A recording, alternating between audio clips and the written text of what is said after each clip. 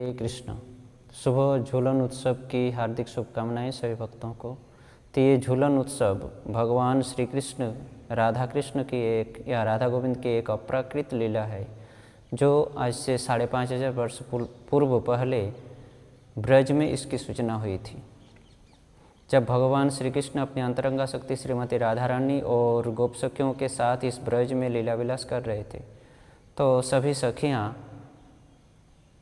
भगवान श्री कृष्ण को अपनी अंतरंगा शक्ति श्रीमती राधा रानी के साथ झूला में बैठा कर ये झूलन उत्सव मनाए थे।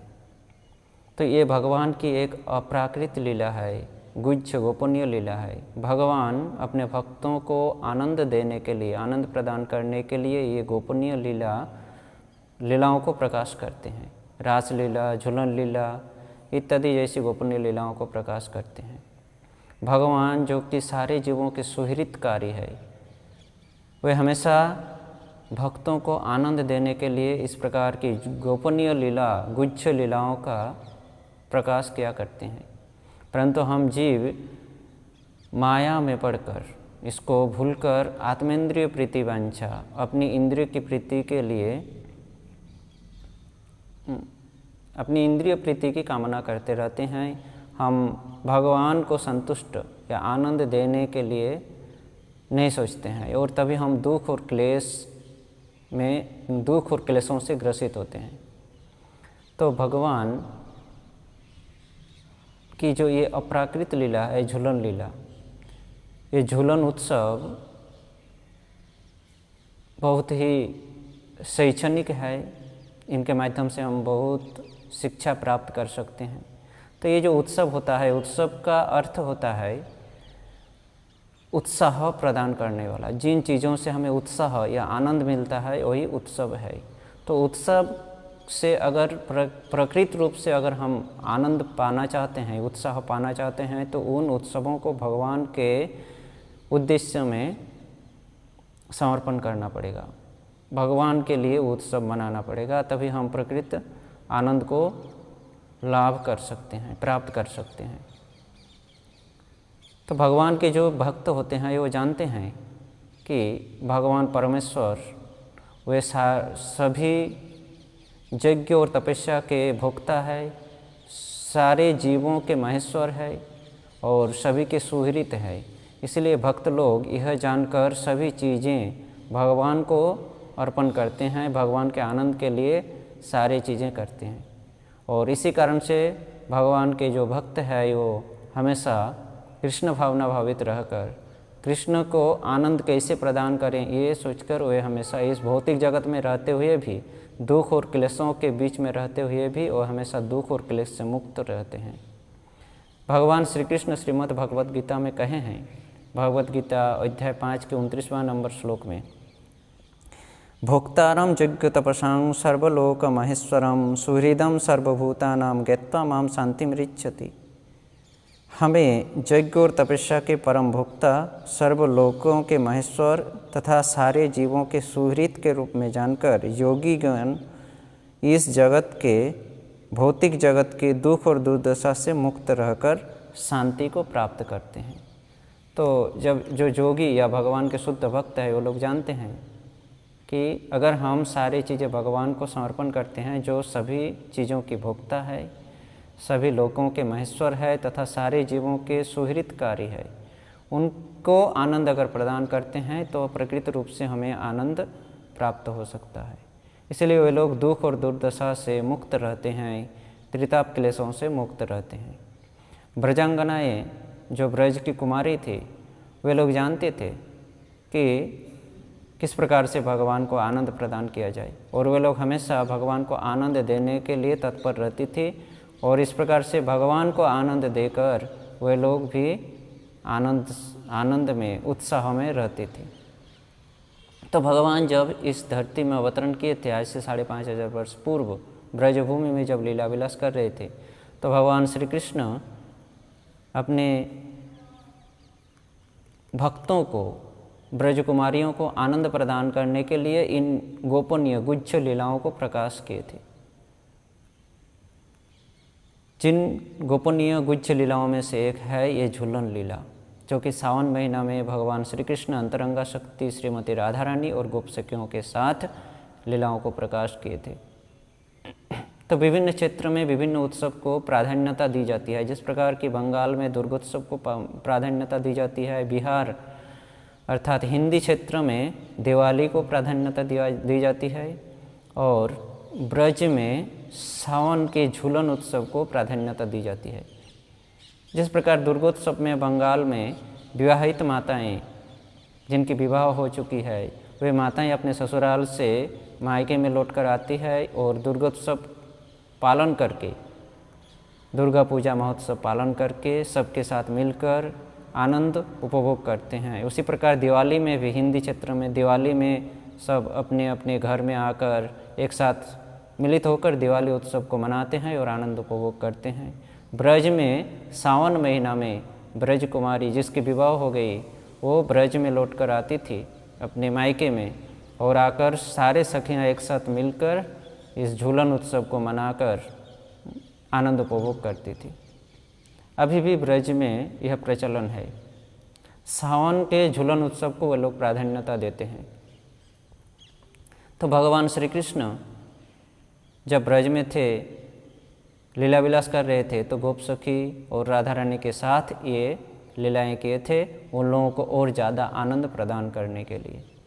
तो ये झूलन उत्सव का महिमा महात्म्य विभिन्न ग्रंथों में बहुत सुंदर से वर्णन किया गया है। विशेष करके कवि कर्णपुर गोस्वामीपाद ने आनंद वृंदावन चंपू ग्रंथ में इन लीलाओं को बड़े सुंदर से वर्णन किए हैं। वहाँ पर वर्णन है कि पूर्णमासी देवी यानी जोगमाया जो भक्तों को कृष्ण के साथ जुड़ते हैं, वे जोगमाया देवी पूर्णमासी देवी जमुना नदी के एक सुरम्य सुंदर तट में इन लीलाओं को संपादन कराए थे। जमुना नदी के एक सुंदर तट में, सुरम्य तट में एक सुंदर जगह चुनकर पूर्णमासी देवी कल्प वृक्षों के द्वारा एक 4 दीवार तैयार किए थे। कल्प वृक्षों के एक 4 दीवारें तैयार किए थे, उनके बीच में एक सुंदर झूला झुलाए थे, और झूले के ऊपर एक चंद्रातप यानी एक ऐसा कपड़ा जिसमें जाल की जैसा, नेट की जैसा छोटी छोटी छिद्र हो, और उसके ऊपर से चंद्रमा की रोशनी नीचे आए, इसको चंद्रातप कहा जाता है। तो एक चंद्रातप झूले के ऊपर लटकाया गया था, और इस प्रकार से सुंदर मंच का एक निर्माण हुआ था, और वहाँ पर ब्रज गोपियाँ पूर्णमासी देवी के निर्देश से राधा कृष्ण को झूले में बैठाकर झूलन महोत्सव किए थे। तो ब्रज कुमारी इस प्रकार से इन उत्सवों को उत्साह के साथ पालन करते थे, भगवान को आनंद प्रदान करने के लिए, खुद अपने आनंद के लिए नहीं, भगवान को आनंद देने के लिए उत्सव को पालन करते थे। हमेशा वे लोग सोचते थे कि किस प्रकार से कृष्ण को आनंद दिया जाए, और इस प्रकार से कृष्ण के आनंद की चिंता करके वे लोग भी हमेशा आनंदित रहते थे। बाद में जब श्रीमती राधा रानी विवाह हो गई, जावट में चली गई, अभिमन्यु के साथ जब राधा रानी की विवाह हुई, जब वो जावट में रहती थी, तो भी वो भगवान ब्रज में आकर भगवान के साथ ये झूलन लीला किए थे। तो पद्म पुराण में इस झूलन लीला के महिमा का वर्णन किया गया है। वहाँ पर इस प्रकार वर्णन है कि श्रीमती राधा रानी की अभी विवाह हो गई है अभिमन्यु के साथ, और वो अभी जावट में रह रही है। तो ब्रज में प्रचलन है कि सावन के महीने में अपने माता पिता अपनी बेटियों को लाने के लिए उनके ससुराल में जाते हैं, ससुराल वालों को कुछ भेंट उपहार देकर उनकी बेटियों को पूरे सावन महीने के लिए अपने घर में लेकर आते हैं। तो श्रीमती राधा रानी अभी आषाढ़ महीना ख़त्म ही होने वाले थे, सावन महीना आने वाले थे, और श्रीमती राधा रानी सोच रही थी कि कब हमारे पिताजी या भाई श्रीदाम आकर हमें ले जाएं यहाँ से। हमारी सारी सखियाँ जा रही है, वे लोग ब्रज में झूलन उत्सव मनाने के लिए। श्रीमती राधा रानी विचलित थी। तो एक दिन जब आषाढ़ महीना प्रायः ख़त्म होने की और है तो जटिला यानी श्रीमती राधा रानी की सासू माँ। जटिला कहते हैं कि बहू सावन महीना तो लगभग आने ही वाले हैं और अभी तक आपके पिताजी या आपका भाई कोई आए नहीं आपको लेने के लिए, तो इस साल आप जावट में ही रह जाओ, ब्रज में जाने की ज़रूरत नहीं है। तो श्रीमती राधा रानी और विचलित हो गई जटिला की इस बात को सुनकर कि मैं जा नहीं पाऊँगा, सखियों से मिल नहीं पाऊँगा, झूलन उत्सव नहीं मना पाऊँगा। विचलित थी, इतनी विचलित हो गई थी कि वो बार बार घर के बाहर जाती थी और अंदर आती थी वो देखने के लिए कि कोई आ रहे हैं कि नहीं मुझे लेने के लिए, श्रीधाम मेरे भाई आ रहे हैं या कोई आ रहे हैं कि नहीं मुझे लेने के लिए।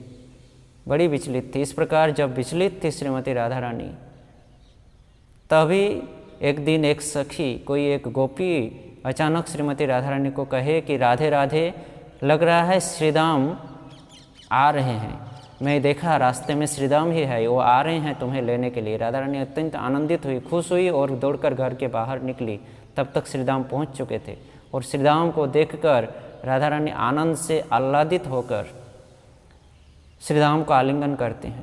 भाई बहन जब बहुत दिनों के बाद एक दूसरे से मिलते हैं तो बहुत आनंद प्राप्त मिलते हैं उन लोगों को, बहुत खुश होते हैं वे लोग, एक भाई बहन एक साथ मिलकर।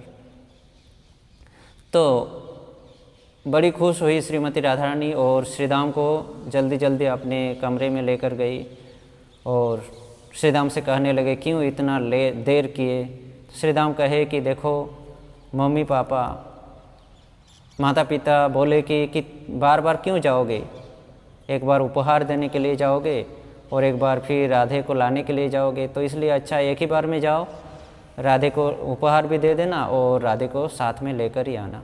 इसलिए हम लेट करके आया, देर करके आया माता पिता के कहने पर। और देखो ये पिताजी ने ये भेंट दिए हैं, ये उपहार दिए हैं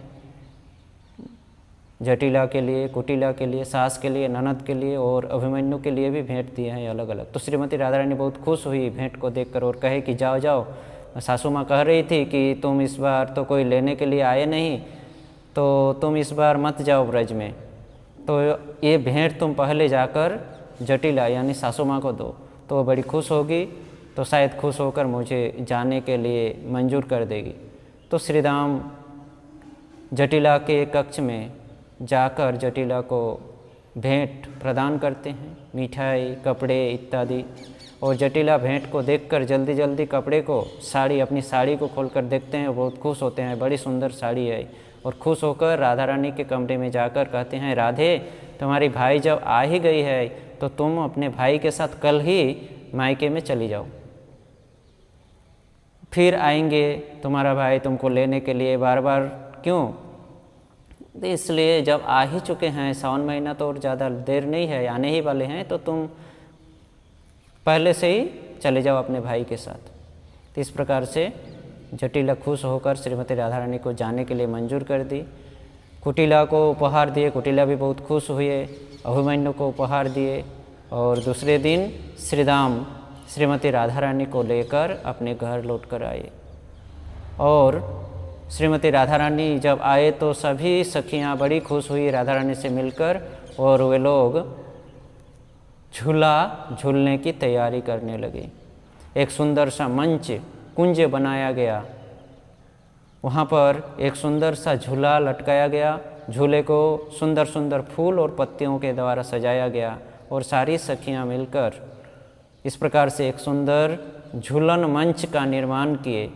और वहाँ पर शाम के समय श्री श्री राधा कृष्ण को उस झूले में बैठाकर सारे सखियाँ झूले झूलाकर आनंद उपभोग किए, राधा कृष्ण को आनंद दिए और खुद भी आनंद प्राप्त किए। कोई कोई सखियाँ बहुत तेज से झूले को झूला रही थी और तेज से झूला झूलने के कारण श्रीमती राधा रानी डर कर कृष्ण को जकड़ के पकड़ती थी।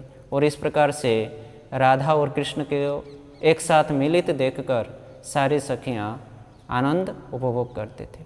तो इस प्रकार से ब्रज गोपियाँ राधा कृष्ण को आनंद देकर राधा कृष्ण के आनंद के माध्यम से वे लोग आनंद उपभोग करते थे। आत्मेंद्रिय प्रीतिवांछा नहीं, कृष्णेंद्रिय प्रीतिवांछा से वे लोग आनंद उपभोग करते थे और हमेशा वे लोग आनंद में रहती थी। तो इस झूलन उत्सव से हमें यह शिक्षा मिलती है, ब्रज गोपियाँ हमें यह शिक्षा प्रदान करती है कि हम अगर कोई भी चीज़, उत्सव इत्यादि अगर भगवान के लिए अगर मनाते हैं, पालन करते हैं, उनको खुश करने के लिए, तो हम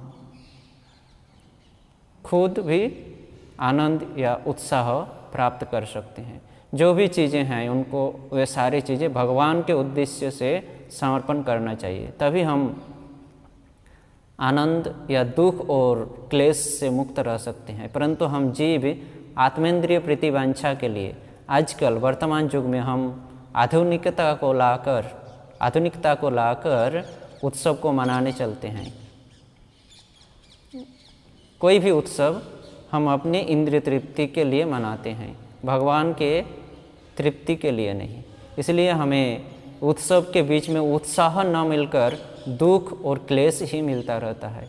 इसलिए हम सभी का कर्तव्य है कि ब्रज गोपियाँ जिस प्रकार ये उत्सव मनाए थे कृष्ण को आनंद देने के लिए, उसी प्रकार हमें भी उत्सवों का पालन करना चाहिए कृष्ण को उत्साह या आनंद देने के लिए।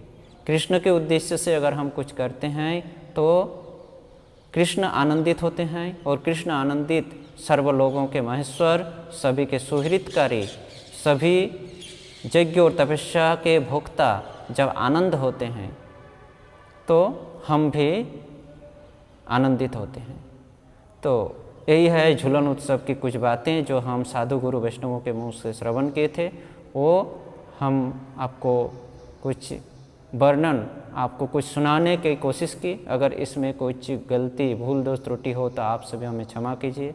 हरे कृष्ण कृष्ण कृष्ण हरे हरे, हरे राम राम राम हरे हरे।